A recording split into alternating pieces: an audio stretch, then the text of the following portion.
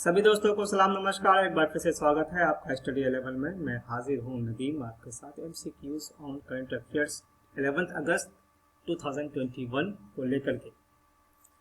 दोस्तों माफ़ कीजिएगा कि मैं एमसीक्यू शेयर नहीं कर पा रहा हूँ, तो वक्त की कमी है। बहरहाल फिर भी दोस्तों की फरमाइश पर मैं फिर से शुरू करता हूँ एमसीक्यूज। आज सिर्फ दो ही टॉपिक पर, एक है बैकवर्ड क्लासेस के संबंध में जो 127 अमेंडमेंट बिल आया, और दूसरा है हमारे पास जो सुप्रीम कोर्ट का आदेश आया क्रिमिनल एंटीसीडेंट्स वाले कैंडिडेट्स के संबंध में, जो कि बिहार में जो इलेक्शन हुआ था उस मौके पर। तो अब आइए सबसे पहला क्वेश्चन यहाँ पर हम आपके साथ शेयर करते हैं कि MCQs find the correct statement regarding the backward classes 102 actually में जो अमेंडमेंट एक्ट हुआ था वहाँ पे, और 127 अमेंडमेंट बिल के साथ। तो इसके कुछ पॉइंट्स यहाँ पर है कि 127 amendment bill 2021 is related to backward classes, ठीक है। ये दूसरा पॉइंट है कि May in its May 5 ruling supreme court upheld the 102nd amendment constitutional amendment but said the president जो है क्या करेगा, on the recommendation of the national commission for backward classes would determine which communities would be included on the state OBC list।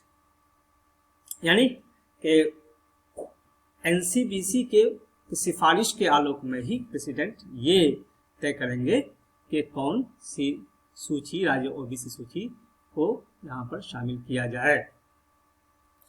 तीसरा point यहाँ पर आपके सामने है, और यह है कि 102nd amendment constitutional amendment passed in 2018 has introduced Article 342A with two clauses after Article 342, which said the President in consultation with the Governor would specify the socially and educationally backward classes।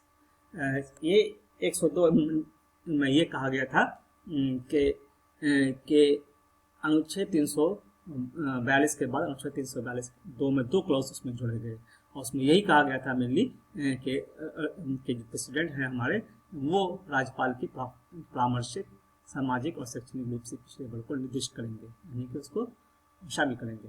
तो ये third statement है। और fourth statement है कि the amendment अभी जो हो रहा है उसके संबंध में है कि इसमें एक तीसरा क्लॉज भी जोड़ा जाएगा, जिसमें ये कहा जाएगा कि which would clearly state that the power to notify OBC on the state list would vest in the state governments। यानी कि किसी भी OBC को नोटिफाई करने का जो पावर है वो स्टेट गवर्नमेंट को वेस्ट करता है। यहाँ पर जो स्टेटमेंट है A and B, B and C, C and D and all of the above, ये 4 ऑप्शन है आपके पास। तो मेरे ख्याल से मेरे कहने का मतलब आपको समझ में आ ही गया होगा, ऑल आर द करेक्ट। जी हाँ, आपको मालूम होना चाहिए कि 102 अमेंडमेंट एक्ट जो हुआ था 2018 में, और उसमें दो आर्टिकल्स उसमें जोड़े गए थे, 338 बी। जी हाँ, 338 बी के बारे में आप लोग खुद बताएंगे 338 बी क्या है। तो हम आपको सिंपल वे में आपको कहना चाहेंगे कि 338 बी में क्या चीज़ थी। इतना जान लीजिए कि 338 बी में जो थी वो था powers and functions of the NCBC, national commission for backward classes. अब आपके सामने एक क्वेश्चन ये भी है कि national commission for backward classes किस साल ये एक्ट में आया था, एनसीबीसी एक्ट। जी हाँ, किस साल में आया था, अगर आप बता दें तो बड़ी अच्छी बात है। जी हाँ, ये आपके लिए क्वेश्चन मैं छोड़ रहा हूँ। तो कहने का मतलब है कि यहाँ पर जो सुप्रीम कोर्ट का जो आदेश हुआ, उस आदेश के अगेंस्ट में यहाँ पे पार्लियामेंट ने अपना एक डिसीजन दिया। तो आप लोगों को मालूम होना चाहिए कि लॉ मेकर कौन होता है, लॉ मेकर कौन होता है, ये अब आप डिसाइड करें कि लेजिस्लेचर, एग्जीक्यूटिव और जुडिशियल। तो ये क्वेश्चन आपके लिए कि who is the law maker of India, तो ये आपके लिए क्वेश्चन लग गया। चलिए तो आगे बढ़ते हैं हम, और दूसरे क्वेश्चन को लेकर के। तो एक बार फिर से आपको मैं बता दूं कि 102 अमेंडमेंट एक्ट जो आया था उसमें 2 आर्टिकल इंसर्ट किए गए थे। एक था 338B और दूसरा था 342A। 342A में 2 क्लॉजेस इसमें जोड़े गए थे। ठीक है, 342 में 2 क्लॉजेस इसमें जोड़े गए थे। अब 127 अमेंडमेंट बिल जो है इसके इसमें आलोक में एक तीसरा क्लॉज जोड़ा जाएगा, वो हो जाएगा 342A3। इतना आप लोगों को जान लेना चाहिए। जी हाँ, तो आइए नेक्स्ट हम देखते हैं कौन सा चीज है, और वो है आपका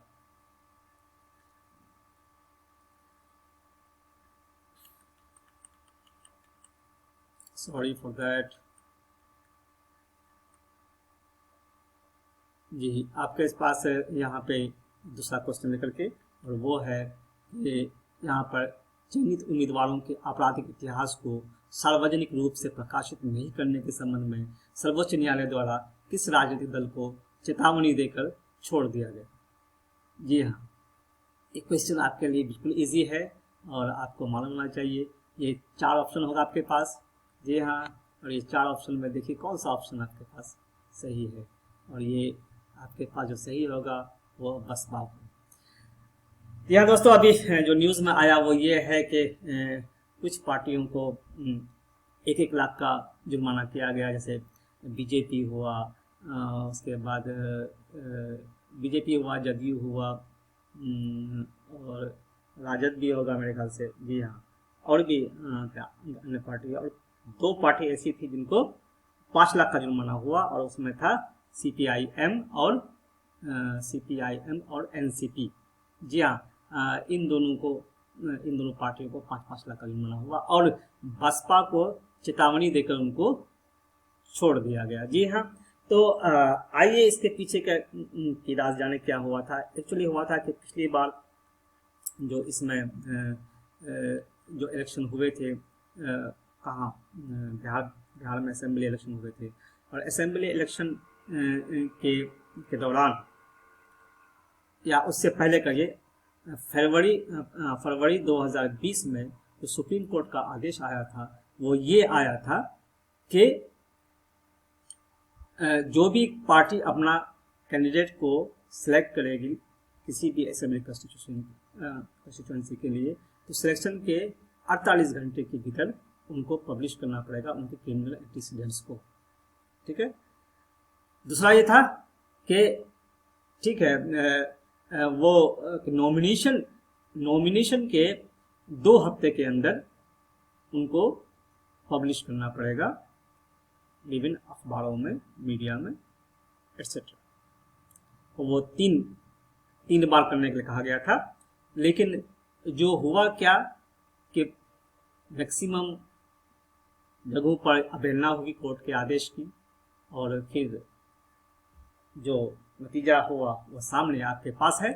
तो क्या हम लोग देखते हैं कि ये जो ऑर्डर इशू हुआ था जो लास्ट फरवरी को, वो क्या इशू हुआ था, एक बार फिर से आपके साथ हम ये शेयर करें कि सभी चुनाव लड़ने वाले प्रत्येक उम्मीदवार को चुनाव आयोग द्वारा प्रदान किए गए फॉर्म को भरना होगा, और फॉर्म में आवश्यक सभी विवरण होने चाहिए।